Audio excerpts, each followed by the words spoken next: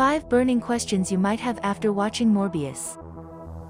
Sony and Marvel are an ever-growing industry and there's no stopping them. We are Venom. And this time around they have introduced us to Morbius, the living vampire from the Marvel comics. Critics might have concluded this film as underwhelming after the most recent Sony and Marvel endeavor. Of course, we are talking about No Way Home.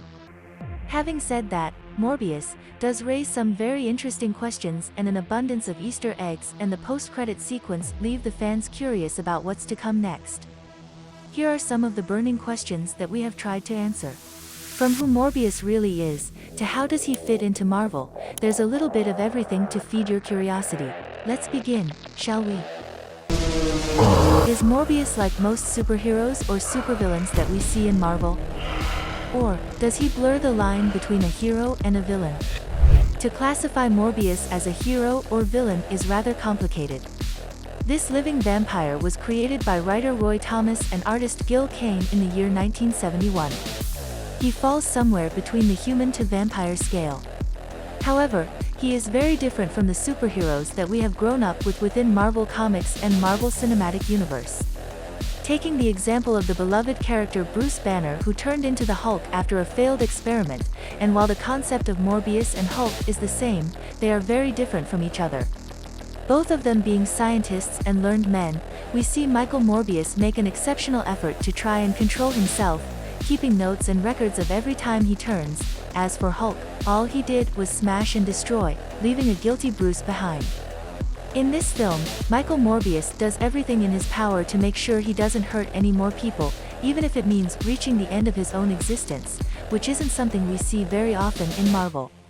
Even though this character was first introduced as Spider-Man's enemy, he isn't truly a villain. Morbius has a sympathetic side to him, one where he saves innocent people, and so if we had to put him under a category, it would be that of an anti-hero. His bloodlust keeps him away from being a hero, and his ability to feel remorse and guilt keeps him away from being a villain. How does Morbius link to Spider-Man? Before we go forward, please subscribe to us. Your small click will help us in a big way to create more video. Let's continue. The film Morbius had a few Easter eggs that connected itself to Spider-Man, and the post-credit scene solidified that connection with Vulture's appearance. Michael Morbius was introduced as a character in the Spider-Man comics in October 1971 in the issue of The Amazing Spider-Man number 101. The character later grew into establishing his own range of comics. Despite being less popular than Spider-Man, Morbius had a range of its comics and has managed to remain a recognizable name over the years with appearances in the Spider-Man, the animated series. While in the 70s, Morbius started off as an enemy of Spider-Man. Gradually by the 90s, he was an ally, although this marriage between the Spider and the Bat was short-lived.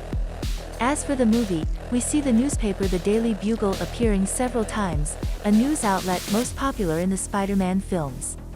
The post-credit scene, however, makes it clear that the universe Morbius is in isn't the same as Tom Holland's Spider-Man, but that doesn't rule out the possibility of the infinite other universes where Spider-Man exists. It is unknown if Morbius will ever venture into the Spider-Man films, but it is more likely that we will see Spider-Man appear in the next Morbius film. The possibilities are truly endless. What is the future of Morbius in Marvel, and how does he fit into the multiverse? The one thing we know for sure is that Morbius does have a definite future in Marvel. Post-credit scenes usually indicate whether or not a story will go ahead, and which route it will most likely take. With the presence of Vulture, Morbius hints at the possibility of a future Sinister Six film. There has been an obvious interest of Sony in the Sinister Six, and while they have teased it before, and got 5 of them together in Spider-Man No Way Home, there still is room for a full-fledged film with this team-up and one more member. Could that be Morbius? However, if Sony does decide to go down this route, they will have a lot of explaining to do with this shift in Morbius' character arc. So far, in the film, we've seen him as a slightly heroic man who wants to do good, but will the Vulture change his mind?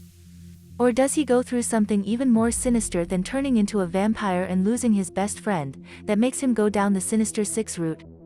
Another possibility could be linking Venom and Morbius together, with a very evident Venom Easter egg in this movie. While Morbius isn't a character that has been teased much in the Doctor Strange film, it would still be wise to look for potential Morbius Easter eggs in that film, as he has been an ally to Strange in the comics. What powers does Morbius have, and how different is he from the vampires we see in films and TV? Michael Morbius gained his vampiric nature from a scientific experiment gone wrong after he tries to find the cure for a rare blood disease that he and his best friend suffer from. However, usually in vampire folklore and in other films and TV shows that portray vampirism, it usually happens because of a bite. While that theory isn't dismissed in this film, that isn't how Morbius came to be a vampire, creating one of the biggest differences between the two. Other than that, unlike a conventional vampire, Morbius can be exposed to the sun as we see him running around in broad daylight and not being burnt immediately.